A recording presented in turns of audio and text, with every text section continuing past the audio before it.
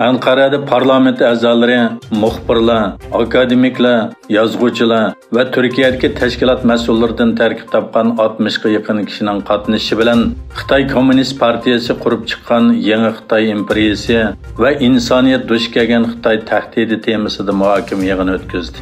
Muhokama yig'ini Uyg'ur akademiyasi vaqfi bilan Sharq Turkiston tadqiqot vaqfining hamkorligida o'rinlashtirilgan bo'lib, Xitoy Kommunist partiyasi banditbeshi Mao Zedongning Sharq Turkiston mustaqilligiga qarshi siyosatlari, yangi Xitoy imperiyasi va insoniyat duch kelgan Xitoy tahdidi va Uyg'ur irqiy qirg'inchiligining oldini olish uchun nimalarni qilish kerak degan temalarda nutq so'zlandi va muhokama olib berildi.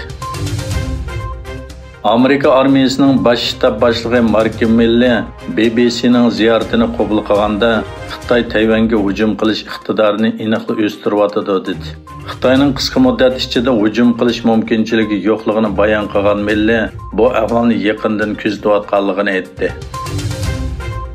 O'zbekistonda hukumatga qarshi namoyish o'tkazilgan Qoraqalpog'iston avtonom rayonida 2 avgustgacha jiddiy holat e'lon qilindi. O'zbekiston prezidenti Shavkat Mirziyoyev necha yuz minglagan kishi qatnashgan namoyishdan keyin davlatning Qoraqalpog'iston o'lkasining avtonomiyasini cheklash planidan voz kechganligini aytdi. Mirziyoyev Nukusda berilayotgan namoyishda namoyishchilarning soqchilarga tosh va miltiq bilan hujum qilganligini aytdi va baxtga qarshi fuqarolar va qonun ijrochilari orasida qazo qilganlar bor dedi. Xitoyga davlat maxfiyatligi bor sonliq ma'lumotlarni ta'minlaganligi sababidan rak kasali bilan davolanayotgan doktorxonada qo'lga olingan rossiyalik olim Dmitriy Kolker olamdan o'tdi. 54 yoshli fizika olimi Dmitriy Kolkerning advokati Aleksandr Fedolovmo Kolkerning tutib turish ahvoli to'g'risida qonuniy arz qilganligini aytdi. Shvetsiya bosh ministri Magdalena Andersson o'zining Turkiya bilan tuzilgan kelishim va o'tkazib berish kelishimiga amal qiladiganligini aytdi. Andersson mundaq dedi: Shvetsiya fuqarosi bo'lganlarni davlat va xalqaro qonun bo'yicha o'tkazib berishga bo'lmaydi. Agar siz terrorlik faoliyatlarga qatnashmagan bo'lsangiz, ansirashning hojati yo'q dedi.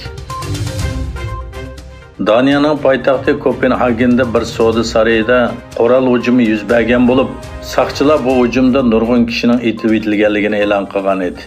Hujumdan keyin muxbirlarni kutib olish yig'ini ochgan saqchi boshlig'i Tomassin hujumda nurg'un kishining hayotidan ayrilganligini bayon qildi, lekin aniq son bermadi. Tomassin 22 yoshli daniyalik bir erning hujum gumondori deb qo'lga olinganligini aytdi. Yaqinqi tarixdagi eng chong qirg'inchilikning biri 2009-yil 7-oyning 5-kuni Sharq Turkistonning poytaxti Urumchida yuz berdi.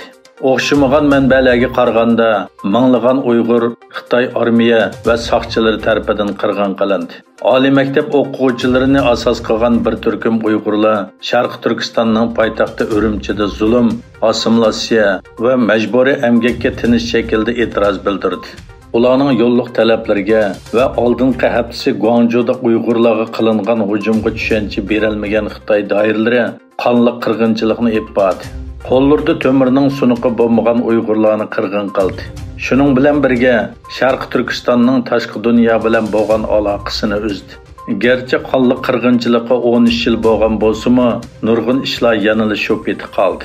Urumchi qirg'inchiligidan keyin bo'libmi 2016-yil 8-oyda Tibetda turayotgan jallod Xinjiangning Xi Jinping tarafidan Sharq Turkistonga tayinlanishi bilan zulm texmi kuchaydi.